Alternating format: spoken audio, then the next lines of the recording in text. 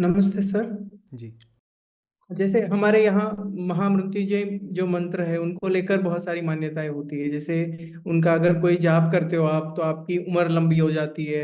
आपको कोई भी शारीरिक या तो मानसिक बीमारी नहीं होगी। आपको सभी ग्रहों के प्रभाव से मुक्ति हो जाती है, या तो फिर कोई भूत प्रेत फिर आपको फिर सभी से बच जाते हो। और इसमें ये भी मतलब बहुत सारी बड़ी बड़ी संस्थाएं वो ये भी बताती है कि ये जाप करना कैसे है। तो उसमें बताते हैं कि ब्रह्म मुहूर्त में जाप करना है। जाप करने से पहले नहा लो। ये आसन में बैठ के जाप करना है, हाथ में रुद्राक्ष होना चाहिए। पर ये कहीं नहीं बताते कि आपको अर्थ भी समझना है। नहाना अच्छी बात है, नहा लो, कोई समस्या नहीं। नहाने से तन की सफाई हो जाएगी, मुझे नहाने से क्या आपत्ति है। पर भाई नहाने से मंत्र नहीं समझ में आ जाना है। हाँ, नहाने से नींद खुल जाए, उससे मंत्र समझने में सहायता हो जाए तो अलग बात है, नहा लो, कोई दिक्कत नहीं है। सुबह उठ करके ब्रह्म मुहूर्त में आप मंत्र जाप करना चाहते हो, कोई समस्या की बात नहीं, अच्छा समय, सुबह उठते हो, शोर कम रहता है और व्यवधान कम रहते हैं उस समय। लेकिन सुबह उठने भर से मंत्र से लाभ नहीं हो जाना है। कोई सोचे कि ब्रह्म मुहूर्त में कुछ विशेष होता है, उससे कुछ मिल जाएगा, उससे नहीं कुछ मिल जाना है। और भी जो भी बातें बोली जाती हैं वो सब ठीक हैं, लेकिन उनका कोई पारमार्थिक आत्यंतिक महत्व नहीं है। आखिरी बात तो यही है कि समझे कि दादा नहीं समझे, और अगर नहीं समझे तो चाहे ब्रह्म मुहूर्त में उठे हो, चाहे 100 बार नहाए हो, उससे फिर कुछ नहीं होता है। मीन सदा जल में रहे और धोए बास न जाए। नहाए धोए क्या भया, तो कुछ नहीं होता। मन का मैल हटाना सबसे महत्वपूर्ण बात है ना। नहाए धोए क्या भया, जो मन मैल न जाए। तो मन का मैल हटाना। आप सुबह उठ के तुम घिस रहे हो सुबह सुबह ब्रह्म मुहूर्त में, इतनी ठंड है आजकल, क्या सुबह मंत्र लायक भी तो बचना है ना, कहीं ऐंठ गए पूरा फिर क्या करोगे। भाई मैं सुबह नहाने वालों से क्षमा प्रार्थी हूँ, मुझे कोई आपत्ति नहीं है सुबह नहाया जाए, बिल्कुल एकदम सुबह नहाइए, एकदम 4 बजे नहाइए दादा। आपकी ज़िंदगी, आपका शरीर, आप कुछ भी करें। लेकिन मैं बस यही निवेदन करना चाहता हूँ कि उससे आपको मंत्र लाभ नहीं हो जाएगा। मंत्र जिसका हेतु है वो प्राप्त नहीं हो जाएगा। बाकी अच्छा है।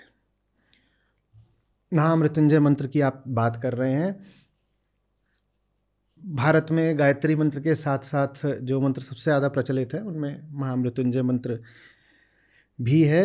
उसके अलावा कुछ पिछले कुछ सालों में कुछ तंत्र संबंधी मंत्र हैं, वो बहुत प्रचलित होने लग गए हैं और इनको बहुत दोहराया जाता है। आप अगर जा कर के गूगल या यूट्यूब पर भी थोड़ा सर्च करेंगे तो महामृत्युंजय मंत्र से संबंधित आपको इतनी भ्रांतियाँ मिलेंगी, इतनी भ्रांतियाँ मिलेंगी कि आप एकदम मंत्रमुग्ध हो जाएंगे। मंत्र से और कोई लाभ हो ना हो, लेकिन मंत्र मुग्धता मिल जाएगी कि ये क्या हो गया। तो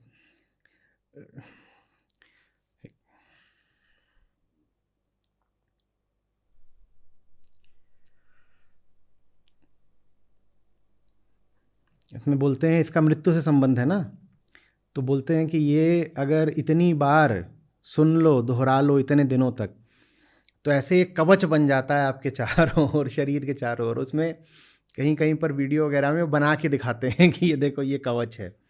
तो और जिसके कवच बन गया उससे पूछ लो कि श्लोक के एक शब्द का अर्थ बता दो, कहेंगे अर्थ तो पता नहीं, ध्वनि से सब कुछ होता है, ध्वनि से। अरे भाई, जब शब्द में अर्थ है तो अर्थ समझने से तुम्हें किसने रोका है। अगर मात्र ध्वनि से काम होना होता तो अर्थवान शब्दों का प्रयोग क्यों किया जाता है यहां पर।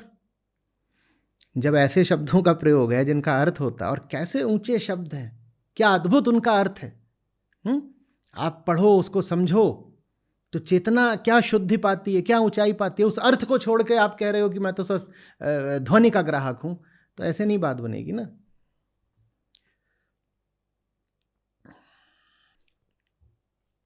आपको दिख रहा है प्रदीप जी? हाँ। तो ये हमारे सामने महामृत्युंजय मंत्र है, और ऋग्वेद से इसका संबंध है। हालांकि यजुर्वेद में भी ये पाया जाता है, पर हम इसको जब भी बात चलेगी तो ऋग्वैदिक मंत्र ही कहते हैं। ध्वनि पर क्यों जाना जब इतना सुंदर अर्थ हमें उपलब्ध है। ओम, ओम क्या है?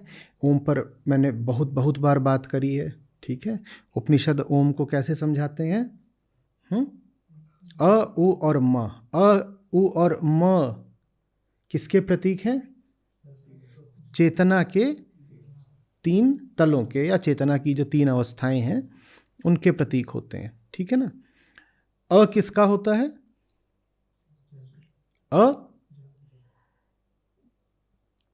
अ किसका है? और उ और म, और फिर क्या आता है इनके बाद? मौन। तो हम कैसे बोलते हैं? ओम।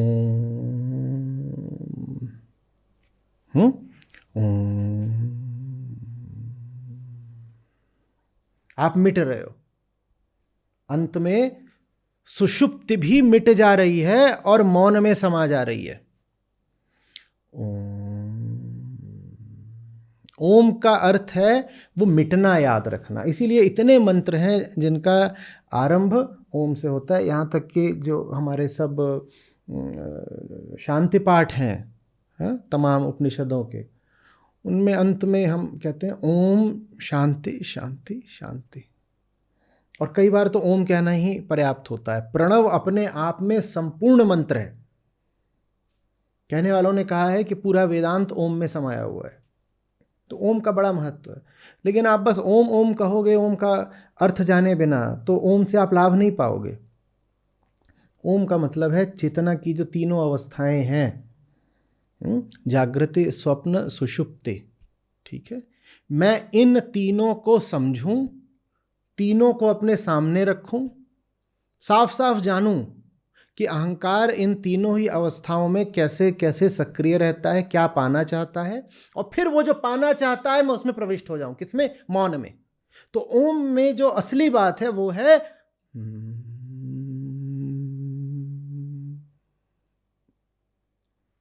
जैसे मंदिर में आप घंटा बजाते हो तो ध्वनि कैसे आती है? बहुत देर तक वो क्या करती रहती है? वो टेपर डाउन करती है, वो एकदम नहीं मिट जाती, वो धीरे धीरे मौन में घुलती चली जाती है। तो ओम एक प्रार्थना है कि वैसे ही मैं भी अपने सतत प्रयासों से धीरे धीरे घुलता चला जाऊं, और मुझे उम्र अवधि दी ही इसीलिए गई है ताकि मैं घुल जाऊं। अ, उ और म तो ठीक है, उसके बाद मौन मुझे मिल जाए, यही प्रार्थना है। ओम इसका सूचक है। तो ओम से शुरुआत होती है। फिर क्या आता है? त्र्यंबकम। अंबक माने होता है नेत्र, अंबक माने नेत्र, आंखें। और त्रय से क्या आशय होता है? 3। तो शिव, महादेव शिव, उनको इस मंत्र में संबोधित किया जा रहा है, हे 3 आंखों वाले, हे 3 आंखों वाले। जैसे ओम में भी अ, उ और म के बाद जो चौथी अवस्था है मौन की, तुरीय आत्मा, वही जो चौथा है वही तुरीय, उसी को आत्मा भी बोलते हैं। वही ब्रह्म है, वही आखिरी है, वही लक्ष्य है, वही साध्य है। वैसे ही जब हम 3 आंखों की बात कर रहे हैं तो यहाँ जो तीसरी आंख है ये अद्वैत का द्योतक है। 2 आंखें द्वैत का द्योतक होती हैं। 2 आंखें आपको जगत में बांध कर रखती हैं। महादेव शिव विशिष्ट इसीलिए है क्योंकि उनके पास यहाँ तीसरा नेत्र है। और समस्त साधना का लक्ष्य ही होता है उसी तीसरे में प्रवेश कर जाना। ओम में जो चौथा है वो त्र्यंबकम में तीसरा है। वो एक ही दोहराव ही तो है, नई बात तो कोई होगी नहीं। तरीके तरीके से उसी एक सत्य को दोहराया जाता है, एकम सत्य। तो वो जो तीसरी आंख है, 2 आंखें कहां को देखती हैं? बाहर को देखती हैं। तीसरी आंख किसका प्रतीक होती है? स्वयं को देखने का। तो जिसकी तीसरी आंख है वो आत्मज्ञानी है, वो स्वयं को देखता है। तो त्र्यंबकम, हे 3 आंखों वाले महादेव। तो महादेव से स्तुति की जा रही है। उससे बात करी जा रही है जो स्वयं को देख सकता है। संदेश क्या है? सिर्फ उसी से बात करो जो स्वयं को देख सकता है। महादेव के अलावा कौन है जिससे बात करी जाए? हम क्यों किसी और से बात करके, दो आंखों वालों से बात करके क्यों समय नष्ट करें अपना? जीवन में अवधि कितनी ही मिली है पता नहीं, और जितनी मिली है उसको भी दो आंखों वालों से ही हम बात करके नष्ट कर दें। नहीं, मुझे बात किससे करनी है? जिसकी तीसरी हो, जो आत्मज्ञानी हो। महादेव अंतिम सत्य के प्रतीक हैं। आत्मा, अंतिम सत्य क्या है? आत्मा। वो वाली आत्मा नहीं जो पेट में घुसती है और फिर मौत पे फुर्र से बाहर निकल जाती है। आत्मा माने वेदांत का अंतिम सत्य, ब्रह्म। ब्रह्म, प्रज्ञानम ब्रह्म, ठीक है। अयम आत्मा ब्रह्म, वो वाला आत्मा। वो आत्मा नहीं जो आज जन संस्कृति में चलती है कि हाय मेरी आत्मा और ये सब। जीवात्मा, जीवात्मा आत्मा नहीं है। जीवात्मा और आत्मा में अंतर करना सीखो। जीवात्मा भ्रम है, जीवात्मा मिथ्या है, जीवात्मा अहंकार का ही दूसरा नाम है। जीवात्मा माने वो जीव ने जिसको भ्रम से आत्मा समझ लिया है। जीवात्मा माने वो जिसको बुद्ध ने अनात्मा कहा था। तो जब आत्मा कहा जाए तो ये मत समझ लीजिएगा कि उसी आत्मा की बात हो रही है कि फलाने के आत्मा चढ़ गई है, या कि आसमान में आत्माएं घूम रही थीं, या कि हमारे घर पे बुरी आत्माओं का साया है। उसकी बात नहीं हो रही आत्मा में। जब वेदांत में आत्मा कहा जाए तो बहुत ऊंचा शब्द है, एकदम आखिरी शब्द है। शिव आत्मा स्वरूप है, शिव ब्रह्म स्वरूप है, ठीक है। तो त्र्यंबकम यजामहे। हम यज से क्या याद आता है? यज से क्या याद आता है? हाँ, जोड़ना, आहुति, पूजा अर्चना, उसके लिए यजामहे। हम शिव की आराधना करते हैं, हम शिव को संबोधित कर रहे हैं, हम शिव के सामने करबद्ध खड़े हुए हैं। सुगंधिम पुष्टिवर्धनम, शिव के साथ ये दोनों शब्द जोड़ के देखे जा रहे हैं। प्रदीप जी आप बताओ, आपको नहीं मतलब पता तो सुगंधिम से आप क्या मतलब निकाल लोगे? सुगंध, और क्या मतलब निकाल लोगे? अब शिव के साथ सुगंध को क्यों जोड़ा जा रहा है? आत्मा का विषयों और विषयों से संबंधित इंद्रियों से क्या लेना देना? गंध किसका विषय है? इसका, नाक का। तो सुगंध क्यों कहा जा रहा है? और पुष्टिवर्धनम क्यों कहा जा रहा है? क्या शारीरिक स्वास्थ्य बढ़ाने की बात हो रही है? क्या पहलवानी की बात हो रही है? ये क्या बात हो रही है यहाँ पे? ओम ने तय कर दिया क्या बात हो रही है। जिसने ओम को नहीं समझा वो आगे कोई बात नहीं समझ पाएगा। इसीलिए ओम एकदम आरंभ में बैठा हुआ है। पहले मुझे समझो। ओम द्वारपाल है। ओम कहता है जो मुझे समझ गया वो आगे का एक एक शब्द समझ जाएगा। जो मुझे ही नहीं समझा वो 1000 बार इस श्लोक को दोहराए कुछ नहीं पाएगा। तुम दोहराते रहो कुछ नहीं पाओगे, तुम ओम को ही नहीं समझे हो। सुगंध से आशय है सूक्ष्म। सूक्ष्म फूल देखा होगा, सुगंध देखी है कभी? तो सुगंध से आशय है वो जो अदृश्य होकर व्याप्त हैं सुगंध की तरह। किसी बाग से आप 400-500 मीटर दूर भी हो, बढ़िया फूलदार बाग से, रात का समय है, जैसे रजनीगंधा खिला हो खूब, और क्या आ जाती है? सुगंध आ जाती है। रात है, दिखाई तो कुछ नहीं पड़ रहा, और दूरी भी है, कुछ दिखाई पड़ रहा है, लेकिन क्या आ गई? सुगंध। तो इसलिए शिव को यहाँ पर सुगंध कहकर उनकी ओर इंगित इशारा हुआ है। सुगंध। इसका अर्थ ये नहीं है कि जब मंत्र जाप करो तो अगरबत्ती जला ली। कह रहे क्यों भाई ये धूप जला के काहे को मंत्र जाप कर रहे हो? बोल रहे क्योंकि मंत्र में आता है सुगंधिम पुष्टिवर्धनम। और केला खा के क्यों कर रहे हो पुष्टिवर्धनम? अगरबत्ती जलाई, केला खाया, अमरूद खाया, क्या कर रहे हो? पुष्टिवर्धनम। यही हमारा हाल है। बड़ा मुझे दुख होता है अपने राष्ट्र का ये हाल देख करके।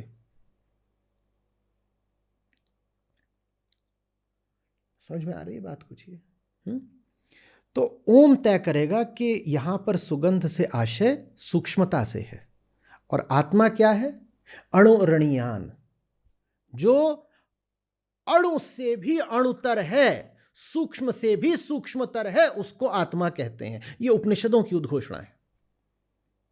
तो सुगंध जो सूक्ष्म है, सुगंध। शिव अगर सुगंध की प्रतिमूर्ति हैं तो ये बात उन तक पहुंचने का रास्ता भी बता रही है हम दो आंख वालों को। हम तो दो आंख वाले, हम कहाँ आत्मज्ञानी हैं? हमें कैसे पहुंचना है? आंख माने इंद्रिय। अपनी इंद्रियों को सद वस्तु की ओर ले जाओ, अपने मन को सत्संगत की ओर ले जाओ, अपने कानों को सत शब्द की ओर ले जाओ और अपनी नासिका को सुगंध की ओर ले जाओ। मन को सही संगत की ओर ले जाना है, नाक को सही गंध की ओर ले जाना है, आंख को सही दृश्य की ओर ले जाना है, कान को सही शब्द की ओर ले जाना है, शरीर को, त्वचा को सही स्पर्श की ओर ले जाना है। सही स्पर्श क्या है? ये ओम ने बता दिया। सही स्पर्श वो है जो आपको 3 से हटा के चौथे में डाल दे। 3 में तो कोई भी डाल सकता है। 3 में डालने का मतलब क्या है कि आपको जागृत अवस्था में किसी ने चाय दे दी, अभी चाय जागृत अवस्था में ही पियोगे, सपने में तो कौन पीता है चाय? तो ऐसे की संगत करने से कोई लाभ नहीं जो चाय ही पिलाता रह गया जिंदगी भर। दूसरा तरीके की संगति क्या हो सकती है जगत की? कि कोई सपनों में आने लग गया कामना बन के, कामना बन के सपनों में आ रहा है, सपनों का राजकुमार, सपनों की रानी हो गया। ऐसे की संगति करने से कोई लाभ नहीं। जो स्वप्न का विषय बन जाए, जो चाय पिला दे, पेट भर दे, धन दे दे, वो किसका विषय है? वो जागृति का विषय है। जो स्वप्न में आने लग जाए, जबरदस्त कामना बन करके सपनों में घूम रहा है कोई, बिल्कुल घोड़े पे शहसवार, उसकी भी संगति करने से कोई फायदा नहीं है। और जो इतना मूर्छित कर दे कि सपना भी ना आए, बहुत गहरी हो जाए ना जब मूर्छा, तो सपना भी नहीं आता है। उदाहरण के लिए जो लोग कोमा में होते हैं उनको सपना नहीं आता, उनकी ब्रेन वेव से बहुत प्रयोग हुए, उन्हें सपने भी नहीं आ रहे होते। सपने आने शुरू हो रहे हैं तो इसका मतलब है आप कोमा से अब धीरे धीरे बाहर आ रहे हो। अगर सपने आने भी शुरू हो जाए, ब्रेन एक्टिविटी कुछ शुरू हुए, माने आप सपने से बाहर आ रहे हो। आपको गहरा नशा हो जाए, आपको सपना भी नहीं आएगा। तो आप बहुत थक करके या बहुत शांति की नींद में हो तब भी सपना नहीं आता, और बहुत गहरा नशा हो तब भी। अब कोई आपको ऐसी गहरी मूर्छा में डाल दे कि आपको सपना भी आना बंद हो जाए, एक तरह से आप सुषुप्ति में चले जाओ, ऐसे की संगति से कोई फायदा नहीं। संगति ऐसे की चाहिए जो आपको चेतना की सब अवस्थाओं से उठा करके सीधे तुरीय में धकेल दे, जिसका प्रेम ऐसा हो कि आप तीनों को लांघ जाएं, कहें चौथे के लिए। फिल्मी गाना था, एक फिल्मी ही था पर बड़ा अर्थ रखता था। जिसने लिखा था पता नहीं उसने अर्थ सोचा था कि नहीं सोचा था, बहुत 10 साल पहले का है। पर जब मैंने सुना था उसको, मैंने कहा लिखने वाले ने क्या लिख दिया, ये कहाँ को आमंत्रण दे दिया है। यही तो खेल है आत्मा का, हमें पता भी नहीं होता, और हम अपने सारे गीत आत्मा के लिए लिख रहे होते हैं, मुक्ति सत्य के लिए। तो ऐसा 100 आसमानों को और 2 जहानों को छोड़ के आई तेरे पास, नहीं याद है? एक है फिल्मी गाना ही है कि 100 आसमानों को और 2 जहानों को छोड़ के आई तेरे पास। तो संगत उसकी करनी होती है जो 100 आसमानों को, 2 जहानों को, सबको छुड़वा दे। अभी हम बात कर रहे हैं कि कम से कम भैया चेतना की 3 अवस्थाओं को तो छुड़वाई दे, वो सत्संगति है। उसी तरह से फिर सद शब्द कौन सा है, सही शब्द कौन सा है जो सब छुड़वा दे और आपको मौन में ले जाए? सही शब्द वो है जो आपको मौन में प्रविष्ट करा दे। सही दृश्य कौन सा है जो आपको दृश्य के अतीत ले जाए, जहां जो दिख रहा है उससे आगे का कुछ दिख जाए। वैसे ही सही गंध कौन सी है जो आप में कामनाओं का और संचार न कर दे, बल्कि आपकी कामनाओं को और। तो जब महादेव के लिए सुगंधिम से इंगित होता है तो वहां आशय है सूक्ष्म, बल्कि सूक्ष्मतम आत्मा।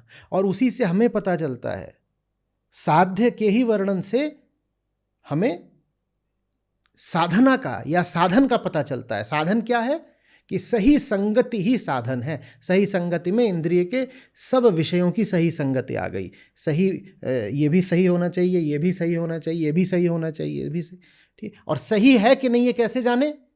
भैया मुझे पार ले जा रहे हो कि नहीं? जो मुझे पार ले जाए वो सही है, जो दृश्य पार ले जाए वो दृश्य सही है, जो शब्द पार ले जाए वो शब्द सही है, जो स्पर्श पार ले जाए वो स्पर्श सही है। उसी को छुएंगे जिसको छूने से पार लग जाते हो, सबको छुएंगे ही नहीं। जिसको छूने से पार लग जाते हो उसी को छुएंगे, जिसको सुनने से पार लग जाते हो उसी को सुनेंगे, नहीं तो सुनेंगे नहीं। बाकी शब्दों का क्या करेंगे? वही जो आज हमसे मुनि कह रहे थे, अनादरम कुरु, भग, तुझे नहीं सुनते, सुनते ही नहीं। ये थोड़े कि इसको भी सुनते उसको भी सुनते, ये भी सुना वो भी सुना। क्या करा? दवाई बहुत सारी खाई। और क्या खाया? अरे सब बराबर है तो कीचड़ भी तो खाया साथ में। ऐसे नहीं होता, अनादर करना सीखना पड़ता। समझ में आ रही बात? पुष्टि वर्धनम, पुष्टि वर्धनम से क्या आशय होगा? अब ये भी ओम ने बता दिया। सारी बात ही क्या करने के लिए है? अंत तक, आत्मा तक जाने के लिए है ना। सारी बात किसके लिए? अहंकार के लिए। अहंकार को आत्मा तक ले जाना है। अहंकार मानी ये जो बिलखता हुआ हमारा स्व है, जो मैं है भीतर, जो हमेशा तड़पड़ता ही रहता है, उसको ले जाना है शांति मुक्ति तक। यही है सारा लक्ष्य पूरे काम का। तो पुष्टि वर्धनम, पुष्टि माने क्या होता है? ताकत, मजबूती। तो महादेव को कहा गया, महादेव वो हैं जो ताकत देते हैं, जो पुष्टि का वर्धन करते हैं। अहम को ताकत की जरूरत है ताकि वो आदत को छोड़ करके प्रेम को वरीयता दे सके। आदत की ओर जाने के लिए ताकत नहीं चाहिए। कमजोर से कमजोर आदमी भी आदत का अनुगमन कर लेता है, पर प्रेम की ओर जाने के लिए बड़ी ताकत चाहिए। गिरने के लिए कोई ताकत चाहिए? गिर जाओ। उठने के लिए ताकत चाहिए। तो पुष्टि वर्धनम, शिव वो हैं जो ताकत देते हैं। इसी को पलट के कहो तो फिर मुझे जीना कैसे है? मुझे ऐसे जीना है कि मेरी ताकत बढ़ती रहे। और ताकत बढ़ रही है पता कैसे चलेगा? ताकत बढ़ रही कैसे पता चलेगा? मैं आदत तोड़ पा रहा हूं कि नहीं, मैं अपने पुराने ढर्रे, पुराने पैटर्न्स, पुरानी वृत्तियां, ये सब तोड़ पा रहा हूं कि नहीं। अगर तोड़ पा रहा हूं तो मेरा पुष्टि वर्धन हो रहा है, नहीं तो कुछ नहीं हो रहा, जीवन नष्ट ही हो रहा है। कोई उसमें ना वर्धन ना संवर्धन, कुछ नहीं हो रहा मेरा। शिवत्व इसी में है कि आप अपने अतीत को, अपने अहम को, स्वयं को पूरी तरह तोड़ सको। यही ताकत की पहचान है। तभी आप सूरमा हो, वीर हो, ताकतवर हो, महावीर हो, अगर खुद को तोड़ सको। यही बात है पुष्टिवर्धनम। समझ में आ रही बात? ये समझनी जरूरी है बातें। ये नहीं समझोगे तो, दोहराओगे तो क्या मिल जाएगा? लोग 20-20 साल दोहराते रहते हैं, उनके मुंह देखो खच्चर की तरह घूम रहे हैं। इतना दोहराया, क्या पाया? दोहरा तो एक टेप रिकॉर्डर भी सकता है, आपका मोबाइल दोहराने लगेगा। दोहराने भर से लाभ मिलता हो तो सबसे पहले मोबाइल को मुक्ति मिल गई होती। मोबाइल से ज़्यादा कोई दोहराता है? आपका मोबाइल दोहरा रहा है, आप तो हो सकता है सुन भी ना हो, नहीं सुनते हैं। इतनी बार दोहराया जा रहा है, आपका मन दूसरे कामों में मगन हो जाता है। मोबाइल ने तो सुना, मोबाइल मुक्त हो जाता है। मोबाइल नहीं मुक्त होगा क्योंकि मोबाइल कुछ समझता नहीं। नहीं तो सुना तो मोबाइल ने भी। मोबाइल नहीं मुक्त होगा, मोबाइल कुछ समझता नहीं। तो आप भी जब समझते नहीं तो मुक्त कैसे हो जाओगे? समझ में आ रही बात? बार बार के मूंढते भेड़ न बैकुंठ जाए। ये बार बार दोहराने वाली बात है ना। दोहरा रहे हो, भेड़ को बार बार मूंढ रहे हो, उसके सारे बाल उतार दिए। तो संतों ने देखा कि ये बार बार वाले काम चल रहे हैं। कभी बाल उतारने वाले काम, इतने सारे काम होते हैं जो बार बार करते हैं हम धर्म के नाम पे। कह रहे बार बार कुछ करने से मुक्ति नहीं मिल जाएगी। सिर्फ इसलिए तुमने कोई काम बार बार 1000 बार कर दिया, तुम्हें मुक्ति नहीं मिल जाएगी। बार बार के मूंढते भेड़ न बैकुंठ जाए। भेड़ को तुम इतनी बार गंजा कर देते हो तो उससे कोई बैकुंठ पहुंच जाती है? समझना भी तो पड़ेगा। ज्ञान से तुम घबराते हो तो तुम्हारा क्या होगा? कुछ नहीं होगा, दोहराते रहो। समझ में आ रही है बात कुछ? उर्वा रुकम, उर्वा रुकम, इसको ककड़ी को, ककड़ी जानते हो ना? गर्मी में जो ककड़ी आती है, तो इव माने उसी की तरह। तो अब ये बड़ा सुंदर यहाँ पर आपके सामने एक समझ लीजिए कि एक उपमा रखी गई है कि उसकी बेल होती है। देखा होगा जिन लोग थोड़ा सा गांव की तरफ, उसकी बेल होती है, और जहाँ थोड़ा रेतीला होता है मामला, वहाँ पर उसको आमतौर पर नदी किनारे ज़्यादा उसको उगाते हैं गर्मियों में। उसको तोड़ना नहीं पड़ता। तोड़ सकते हो, कोई रोक नहीं रहा, पर तोड़ना पड़ता नहीं है। क्या होता है, वो अपने आप अपनी अपनी बेल से वो अलग हो जाती है पकने के बाद। तो ये जो मंत्र दृष्टा हैं, ऋषि हैं, हाँ, ऋषि अपने समझ लो बिल्कुल उच्चतम काव्यात्मक अंदाज में कह रहे हैं जैसे वो ना पक करके चुपचाप अलग हो जाता है बिना किसी को बताए, कोई आवाज़ नहीं, कोई हिंसा नहीं, कुछ नहीं, वो पक गया, वो अलग हो गया। वैसे ही मैं भी पक जाऊं और अलग हो जाऊं। ये मुक्ति का मंत्र है, ये मुक्ति का मंत्र है। मैं पक जाऊं, मैं अलग हो जाऊं। मैं किससे अलग हो जाऊं? ओम बताएगा। ओम से पूछिए, कोई भी प्रश्न अटक रहा है ओम से पूछिए, किससे अलग होना है? 3 से।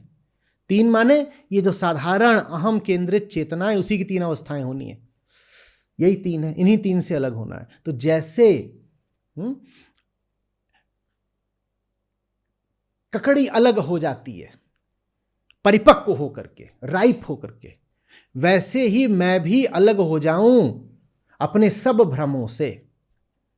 अहंकार स्वयं को छोड़ दे, अहंकार मिटे, आत्मा हो जाए।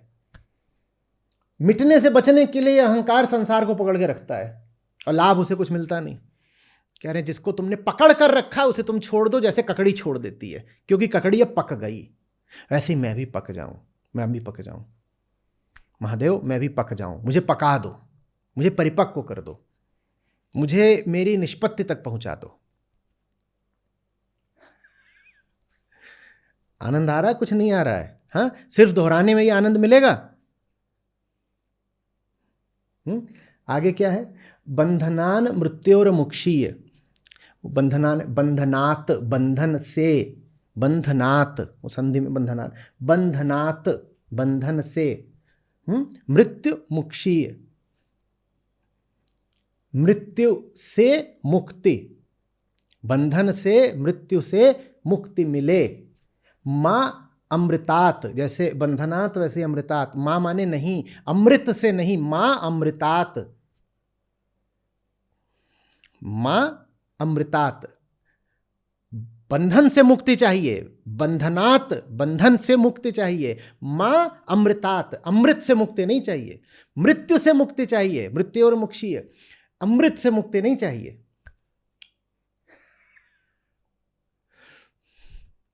अहम किससे मुक्ति मांग रहा होता है बार बार?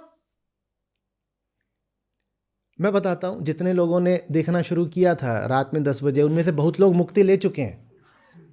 अहम ने मुक्ति ले ली, तो उसके लिए ऋषि कह रहे हैं महाअमृतात। अरे अमृत है भाई, अमृत से मुक्ति नहीं मांगा करते। और वो उन्होंने जोर देके कहा है, वो इतना भी बोल सकते थे कि हमें मृत्यु से मुक्ति दे दो। उन्होंने इतना ही नहीं कहा कि मृत्यु से और बंधन से मुक्ति दे दो, ये तो कहा ही कि बंधन से और मृत्यु से मुक्ति दे दो। साथ में अलग से जोड़ करके विशेष रूप से स्पेसिफाई करके क्या बोला? मां अमृतात।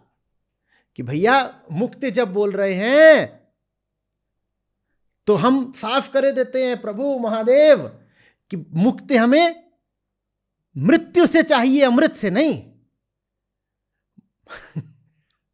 बंधन से मुक्ति देना, मुक्ति से ही मुक्ति मत दे देना। ये ना हो कि कह दे कि हमें तो हमारी फ्रीडम है भाई, मुक्ति की बात है, हम सोने चले गए। और अहंकार यही करता है, वो सबसे ज्यादा किससे दूर भागता है? अमृत से दूर भागता है। वो अमृत से दूर भागता है। जब वो अमृत से दूर भागता है, इसीलिए फिर उपनिषदों को प्रार्थना करनी पड़ती है। क्या? कि अस तो मां सत गमय और मृत्योर मां अमृतम गमय। अगर हम अमृत की ओर प्राकृतिक रूप से ही भाग रहे होते तो क्यों प्रार्थना करनी पड़ती कि हमें मृत्यु से अमृत की ओर ले चलो, असत से सत की ओर ले चलो, अंधकार से प्रकाश की ओर ले चलो? ये प्रार्थना करनी ही नहीं पड़ती। पर हम ऐसे नहीं हैं, हमारी प्रकृति ऐसी है, हमारी वृत्ति ऐसी है कि मौका मिलते ही हम खट से भागते हैं मृत्यु की ओर, अंधकार की ओर। और किससे दूर भागते हैं? अमृत से दूर भागते हैं, प्रकाश से दूर भागते हैं। देखते नहीं हो आप लोगों को प्रकाश तक लाने के लिए कितनी मेहनत करनी पड़ती है? आपको जगाने के लिए कितनी मेहनत करनी पड़ती है, सोने को तैयार, खट अभी मौका मिले मैं बोल दूं अरे मेरा गला खराब हो गया, फट से सब भागेंगे, हाँ सो जाओ सो जाओ सो जाओ, और उसके 15 मिनट बाद बोलूं गला ठीक हो गया वापस आ जाओ, तो कोई उठने को तैयार ना हो, बोले अब तो सो गए। मृत्यु की ओर भागने को हम तैयार हैं, अंधकार अज्ञान की ओर भागने को तैयार है, प्रकाश की ओर खींच खींच के लाना पड़ता है, बड़ी मेहनत का काम है, जान लग जाती है। समझ में आ रही? तो मां अमृतात, जैसे जैसे कराह हो, हाँ, जैसे किसी की पूरी वेदना प्रकट हो गई हो इन शब्दों में कि नहीं अमृत से दूर मत कर देना, अमृत से दूर मत कर देना, और मेरी एक एक कोशिका लगी हुई है मुझे अमृत से ही दूर करने में, अमृत से दूर मत कर देना। अमृत क्या? ओम बताएगा। ओम ने क्या बताया अमृत कहाँ है? वही चौथे में, तुरीय में अमृत है। ये जो तीनों अवस्थाएं हैं किसकी हैं? चेतना की हैं। और चेतना क्या होती है? अहम के आसपास जो कुछ घूम रहा है उसको चेतना कहते हैं, है ना? अहम के इर्द गिर्द जो कुछ है उसको चेतना कहते हैं। चेतना के हमेशा दो ध्रुव होते हैं, जिसमें से एक ध्रुव अहम होता है। जब भी आप कहते हो कि आप सचेत हो, तो आप कहते हो मैं सचेत हूं, मैं। तो एक सब्जेक्ट होता है, एक ऑब्जेक्ट होता है, और मैं ही सब्जेक्ट होता है। चेतना के हमेशा दो ध्रुव होते हैं, विषय, विषयता। विषय सामने है ऑब्जेक्ट, और विषयता सब्जेक्ट आप हो।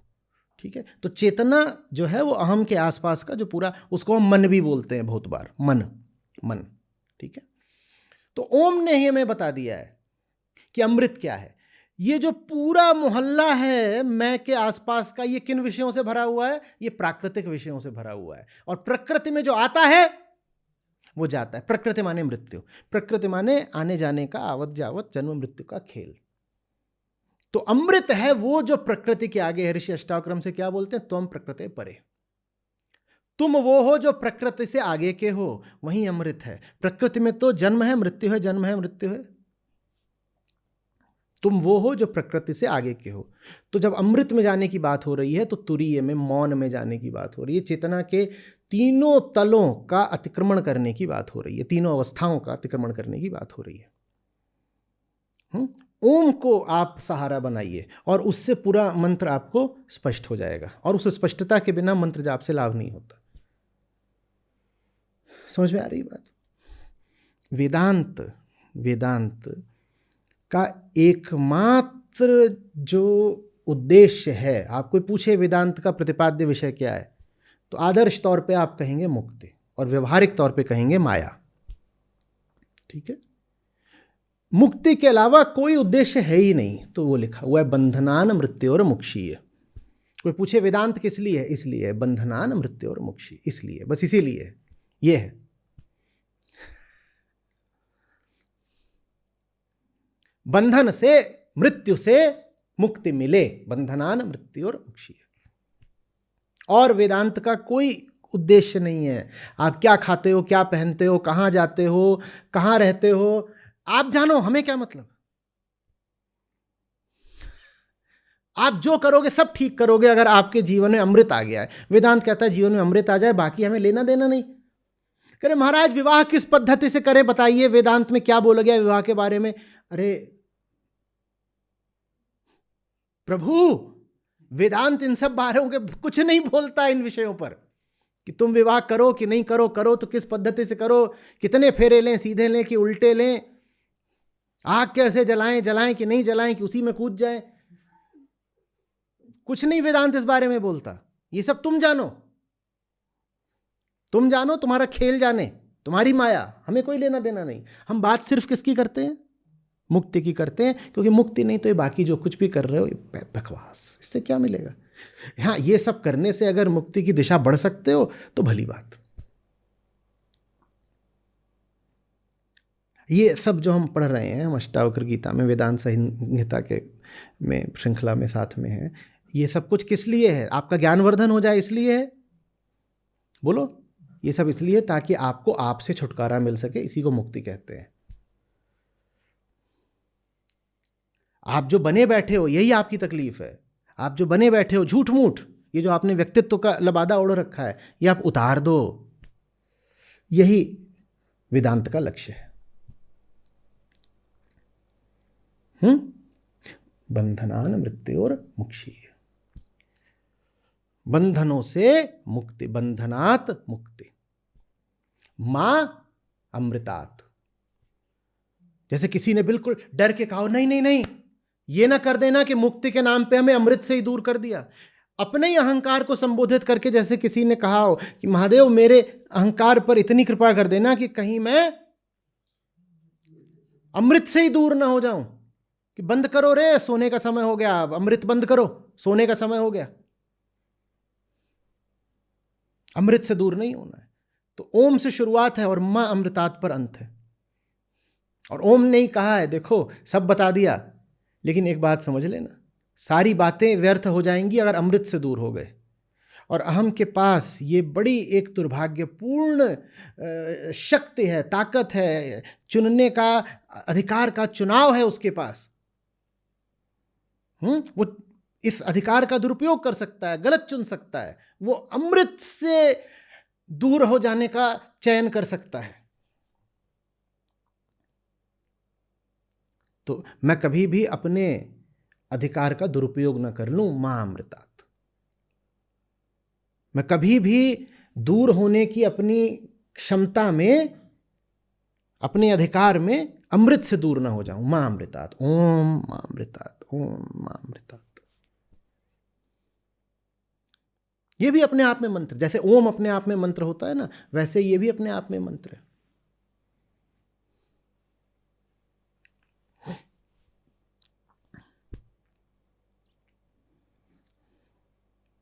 अभी आप लोग सब बताइएगा, पुष्टि बढ़ाने से क्या अर्थ है और पुष्टि कैसे बढ़ती है? कमजोरी को दूर करके पुष्टि बढ़ती है। कमजोरी, बाहर की पुष्टि बढ़ती है कुछ जोड़ करके, यहां भाई जो जरा जरा प्रोटीन लाओ, प्रोटीन से कुछ जोड़ो। और भीतर की पुष्टि कैसे बढ़ती है? कुछ हटा करके। तो पुष्टि वर्धनम, महादेव पुष्टि का वर्धन करते हैं कैसे? कुछ हटा करके। इसीलिए उनका संबंध तांडव और प्रलय से है। वो हटाते हैं, वो तोड़ते हैं, वो तोड़ते हैं। इसीलिए जब भी वेदांत की बात आती है वहां पर उच्चतम स्थान फिर शिव का होता है, क्योंकि वेदांत की आधारशिला ही नेति नेति है। नेति नेति माने तोड़ना, नकारना, और शिव तोड़ते हैं, नकारते हैं। आप ऋषिकेश में शिव की नगरी है, वेदांत की नगरी है, तोड़ते हैं। शिव का काम है तोड़ना, और यही वेदांत का काम है, तोड़ना। हटाओ। क्या तोड़ रहे हो? लगता है टूटेंगे, हड्डी टूट जाएगी, क्या नहीं, आपकी कैद की सलाखें टूटेंगी। तो पुष्टि वर्धनम माने मैंने जो झूठ मूठ की कमजोरी पकड़ रखी है, मुझे वो हटा देनी है। बड़ी पुरानी कहानी आपने सुनी होगी, बच्चों की कहानी, अब समझ में आएगा पुष्टि वर्धन का अर्थ। हाथी छोटा सा था, पैदा हुआ, एक साधारण रस्सी से उसको एक साधारण खूंटे से बांध दिया। उसने जोर लगाया, हट नहीं पाया, छोटा था। उसने 5-7 दफे जोर लगाया, 15-20 दिन जोर लगाया, कुछ नहीं हुआ। अब 15-20 दिन बहुत होते हैं, आदत बन गई, उसको पक्का हो गया भरोसा कि मैं इस रस्सी को, इस खूंटे को तोड़ नहीं सकता। हाथी 1.5 साल का हो चुका है, उसको भरोसा है कि मैं रस्सी से बंधा ही रहूंगा, ये खूंटा तो बड़ी भारी बात है। हाथी कमजोर है, देखिए ना, उस खूंटे को भी नहीं तोड़ पा रहा। कैसे हम उसकी पुष्टि बढ़ाएं? क्या हाथी को कुछ और गन्ना वगैरह खिलाएं? नहीं, हाथी के मन से ये भाव हटाएं कि तू कमजोर है। यह है पुष्टि वर्धनम। उसे गन्ना नहीं खिलाना है, कुछ तोड़ना है। क्या तोड़ना है? खूंटा टूटे इससे पहले भ्रांति टूटेगी, मान्यता, धारणा टूटेगी। धारणा टूट जाएगी तो खूंटा उखड़ जाएगा। किसी ने आके कहा, हाथी तुम वो नहीं हो जो तुम अपने आप को समझते हो। तुम अपनी परंपरा पे ही अटके हुए हो। परंपरा माने अतीत, और अतीत में तुम क्या थे? छोटू।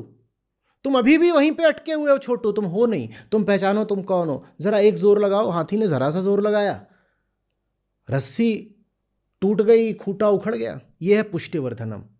पुष्टि वर्धनम माने जो तुम अपने आप को मानते हो उससे किनारा करो। ओम यही कहता है, 3 को छोड़ो, चौथे में आओ। 3 की नेति नेति कर दो, हटाओ 3 को,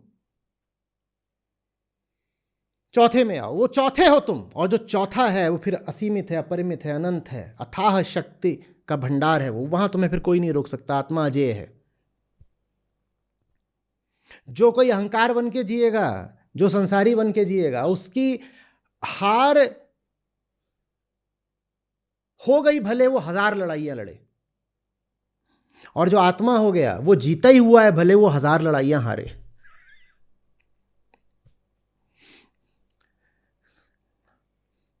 जो भ्रम में है वो 1000 लड़ाइयां जीत के भी हारा हुआ भिखारी है। और जो जागृत हो गया वो लड़ने से पहले ही विजेता है।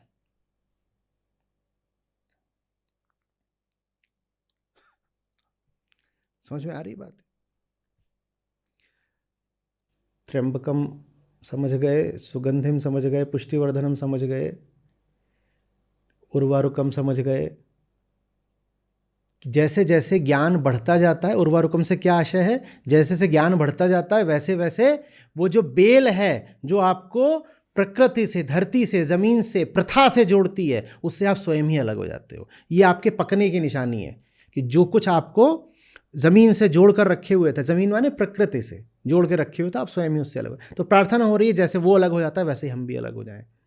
ये कोई ऐसा नहीं है कि ये शारीरिक मृत्यु की बात हो रही है। अरे भाई, जहां ओम है वहां शारीरिक मृत्यु वगैरह से क्या लेना देना।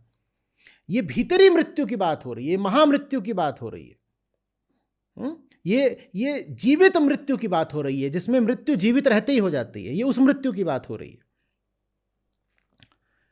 तो बंधनान मृत्यु और मुक्षी, ये भी आप समझ गए, मामृतात् भी समझ गए। ये है।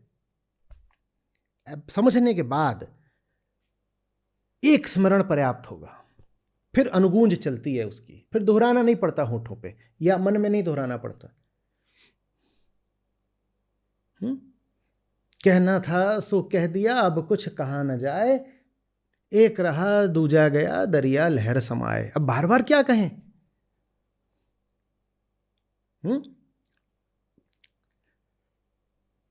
रही मन बात अगम्य की, कहत सुनन की नाई। ये बार बार कहने सुनने की बातें नहीं होती है कि होठों से दोहरा रहे हो, होठों से दोहरा रहे हो। जे जानत ते कहत नहीं, कहत ते जानत नाई। बार बार कहने से नहीं हो जाएगा कुछ, इससे बस तुम्हारी अज्ञानता पता चलेगी या झूठा ज्ञान पता चलेगा। जी आचार्य जी, इतना ही। धन्यवाद जी।